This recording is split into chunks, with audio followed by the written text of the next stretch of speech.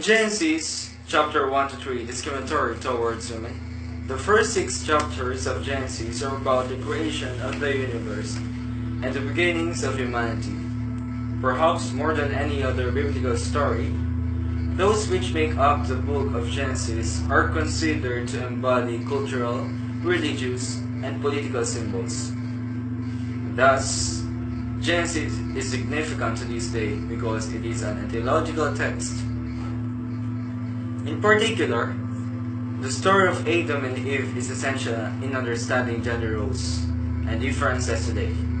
Discussing the relationship between Adam and Eve and the creation of the two figures by God often brings a controversy. It is obvious that the Bible, in particular chapters 1 to 6 of Genesis, has an abundance of examples where sexism towards women exists. However, many interpret these examples with different meaning. Phyllis Tribal, for instance, reject the notion that Eve is an inferior or dependent being, but is rather the culmination of the creation. These two opposite views are so frequently argued because Eve represents the fundamental character and identity of all women today. By examining the instances in Genesis, which to some are seen as sexist, one can understand the reasoning behind gender role differences. The notion that women are the inferior sex originates in the Bible at the very beginning. It is in the creation story itself where controversy arises over gender equality. In Genesis chapter 1 verse 26 to 7, it appears as though equality between the sexes exists. So God created man in his own image. In the image of God created he him. Male and female created he them. The statement, male and female created he them, denotes equality because both sexes were established at the beginning. However, we later learn that God did not create them at the same time, nor did he create them in the same way. Because Adam, representative of all men, was created first, Eve and all women alike are viewed as the second sex. The order in which God created humankind is significant because it stresses the primacy of man and his superiority while emphasizing that the women play a subordinate role. Thus, this means that God favors man intended for the setup of gender roles. Phyllis Tribal writes on this topic in her book, God and the Rhetoric of Sexuality. While many see the book of Genesis as a patriarchal text proclaiming male superiority and female inferiority as the will of God, Tribal's interpretation of Genesis offers a different perspective. She argues that the traditional interpretations of male superiority and female inferiority are inaccurate, and they fail to respect the integrity of this work as an interlocking structure of words and motives with its own intrinsic value and meaning. In short, these ideas violate the rhetoric of the story. The way in which Tribal argues against the traditional view of the book of Genesis is quite interesting. She is realistic and does not disagree with the fact that the texts are sexist. Rather, she states that the Bible is patriarchal and that literature comes from a male-dominated society. Her point of view is fair. She does not reject the obvious notion that sexism exists in Genesis. She adds that the intention of the Bible is not to create nor perpetuate patriarchy, but rather to function as salvation for both women and men. Tribal believes that the Bible is commonly seen as sexist because of the challenge readers face in being able to translate biblical faith without sexism. Chapters 1 through 3 contain 5 points which are the most argumentative in all of Genesis. While there are interpretations for each point that take the sexist approach, Phyllis Tribal challenges these interpretations by construing them as non-sexist. The first of these argumentative points that appears in Genesis is the creation of humankind. When God creates humankind, he says, "Let us make man in our image, after our likeness." So God created man in his own image. In the image of God created he him. Male and female created he them, according to Genesis chapter 26 verse 27. Earlier, I mentioned how it appears as if God is equally creating the male and female sexes. He creates them in His own image, blesses them, and says unto them, "Be fruitful, and multiply, and replenish the earth, and have dominion over every living thing that moved upon earth," according to Genesis chapter 27. At this point, before Adam and Eve are created, the notion that God created the sexes equally is mostly indisputable. However, once we get to the creation of Adam and Eve, controversy arises. The mere fact that God creates Adam first and Eve second implies that the male sex is of greater significance because, in general, first means superior and last means inferior. Tribal argues against his interpretation by focusing on the language of the text. She notes that the singular word humankind shows that male and female are not opposite but rather harmonious sexes. From the beginning, the word humankind is synonymous with the phrase male and female, though the components of this phrase are not synonymous with each other. This point can be argued because in some versions of the Bible, the word humankind is replaced with man, which clearly denotes male dominance. She concludes her argument by stating, "This vocabulary of humanity in the poem disallows interpretations of the sexes as either antonyms or synonyms. It recognizes the distinction with harmony. I find this argument to be weak because actions speak louder than words.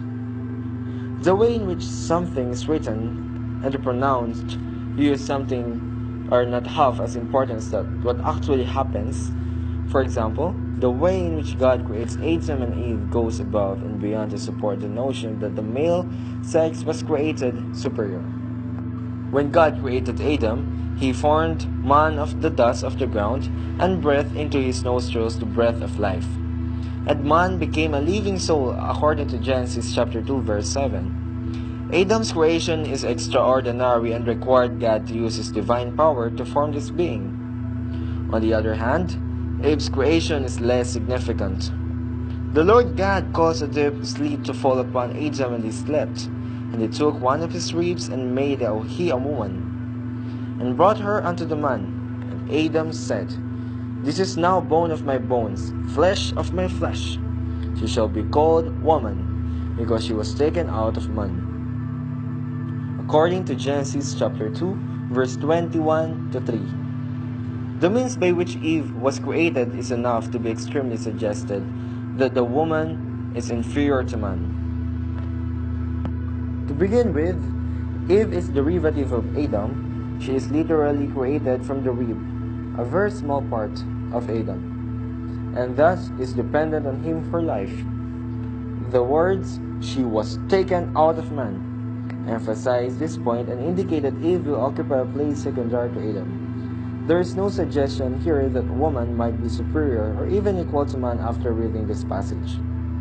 While it is impossible to argue with the written words that woman was taken from man's rib, Tribal challenges the interpretation that man was responsible for woman's creation. She states that human life is God's gift, it is not possession. She believes that for both man and woman, creation is an act of God, and that when the man says, "bone of my bones and flesh of my flesh," he is not implying that she is derived from him or subordinate to him.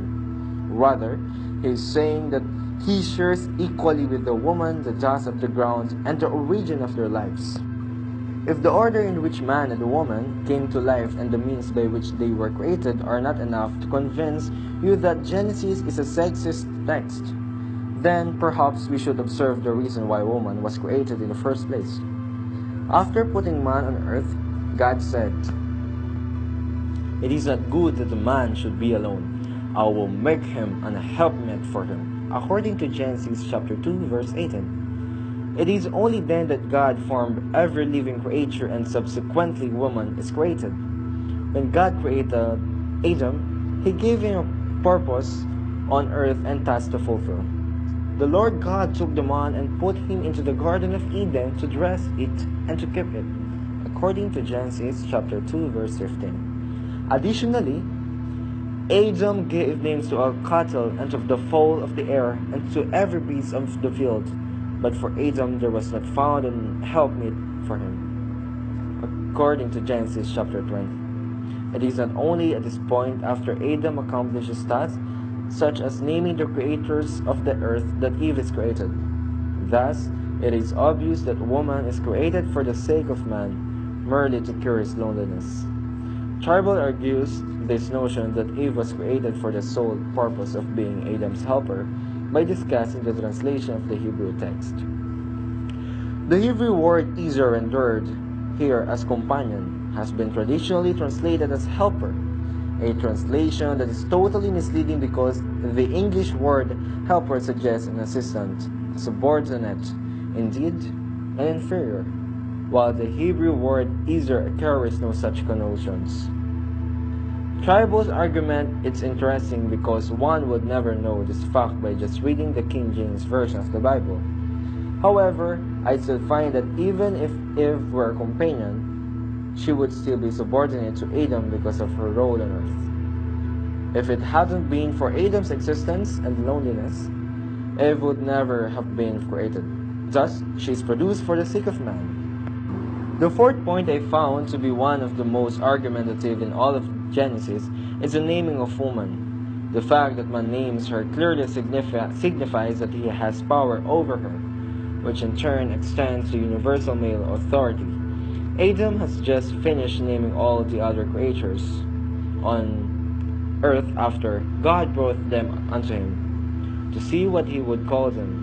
And whatsoever Adam called every living creature, that was the name thereof. According to Genesis chapter 2 verse 19. Immediately after Adam names the creatures, he names the woman. She shall be called woman because she was taken out of man. According to Genesis chapter 2 verse 23. The scene where Adam names Eve demonstrates his authority over her in a way similar to that by which he named the animals. While I feel it is obvious that man named woman in this scene, Phyllis Tribal rejects this entire notion, just as she did with the arguments regarding the order in which humankind created and the purpose for Eve's existence. Tribal focuses on the language of this text to support her argument, zeroes in on the wording of the text. She shall be called woman, according to Genesis chapter 2 verse 23. She believes that this does not imply Adam specifically named her, but rather she was not to simply be called woman. She explained that the verb called by itself does not mean naming. Only when joined to the noun name does it become part of naming formula.